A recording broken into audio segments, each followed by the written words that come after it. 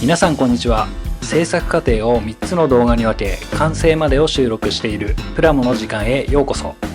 今回はインテリア完成までを収録しましたので、よろしければご覧ください。まずはボディ塗装から行ってまいります。前期型10系ソアラに用意されていたカラーはターボ専用のストリームトーニングとフレーミングレッド、他のグレードではホワイトやデューイプラムメタリック、ホリゾンタルトーニングなど11色のカラーで展開されていたようです。この中から今回はターボ専用のストリームトーニングに挑戦。調色方法は上のシルバーは少し暗めのブラウンがほんのり混じったカラーを狙い、スーパーファインシルバーにクリアブラウンを少量、下はウィノーブラックにレッドを少量混ぜ、それぞれガイアノーツの薄め液で 1.5 倍に薄めてエアブラシで吹き付けを行いました。ボディ塗装の工程としては3工程で、1工程目は各ラインや角を中心に、2工程目はルーフやボンネットなどを中心とした広い面積の部分、3工程目はムラに気をつけながら全体を塗装していきます。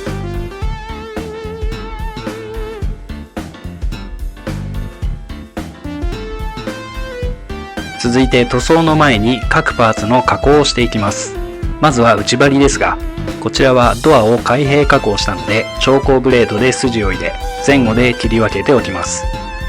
メーターパネルは自作デカールで再現するので、モールド部分をくり抜き、プラ板を貼り付けておきます。シート裏面はガラ空きなので、こちらも 0.5mm のプラ板をカットし接着。隙間にシアノンを盛り付けたらデザインナイフとペーパーヤスリで形を整えておきます。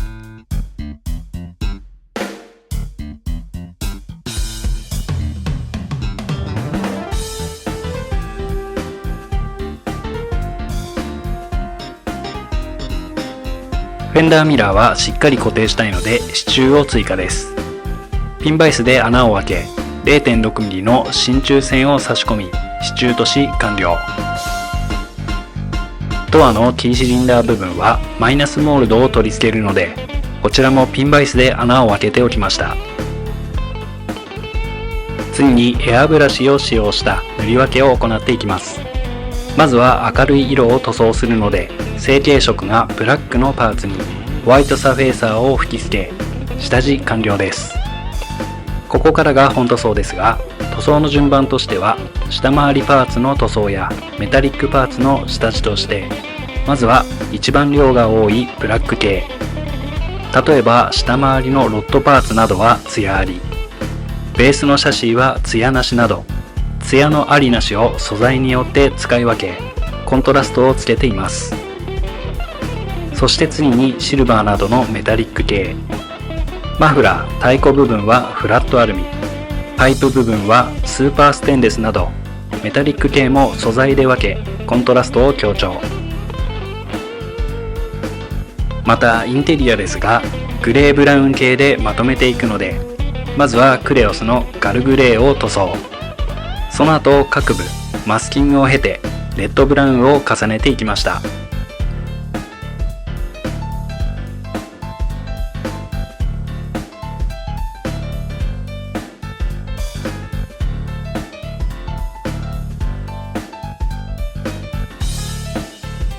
次にデカールの貼り付けです。今回は40年以上前のキットですので、デカールは傷みまくっていました。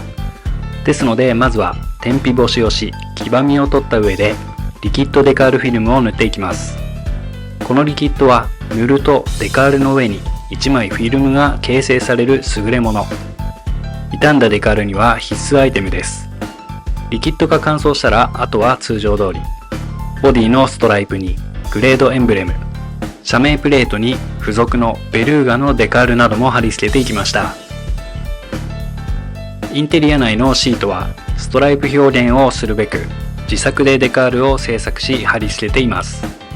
自作デカールは少し硬い気がするので、マークフィットでデカールを柔らかくしつつ貼り付けです。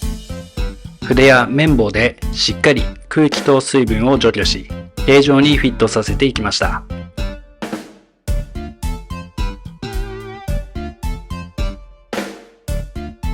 デジタルメーターも実写のメーター写真からデータを作り、自作デカールに落とし込んだものを出力し貼り付け、コンパネ部分はエアコンの調整ボタンが液晶パネルとなっているので、こちらもデカールを自作。最後にレジン液とブラックライトでデカールを保護し完了です。続いては筆を使用した塗り分けです。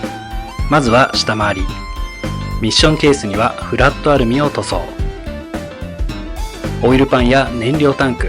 デフは艶ありのブラックを塗装し、コントラストを強調。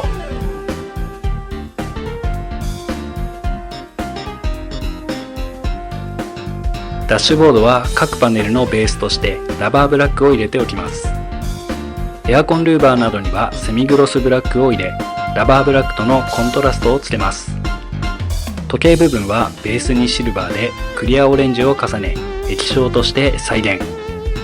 カーテシランプもベースにシルバーでクリアレッドを重ねました。3D 出力したシートベルトバックルのプッシュボタン部分にはレッド。内張りのメッキモールと下回りのボルト類には4アーティストマーカーのシルバーを入れておきます。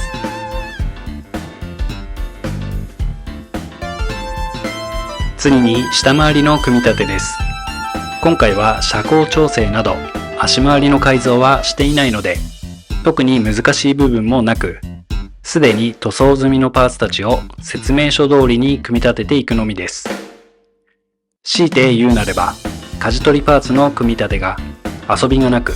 シビアなことくらいでしょうか。タイヤはバリが目立つのでニッパーで大まかに削除し、400番のペーパーヤスリで削り取って調整。他にもタイヤは経年劣化でくすんでいたのでワックスをつけておきました。フロントホイール取り付け時のピンは 3D 出力したものに換装し、ホイールキャップの再現をしておきました。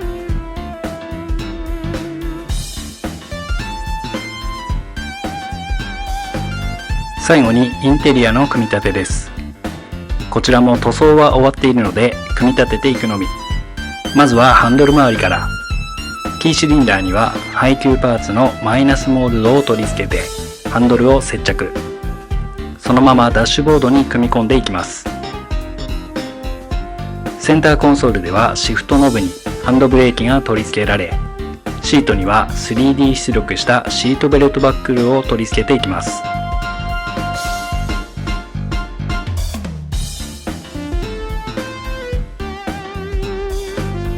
そして次はカーペット。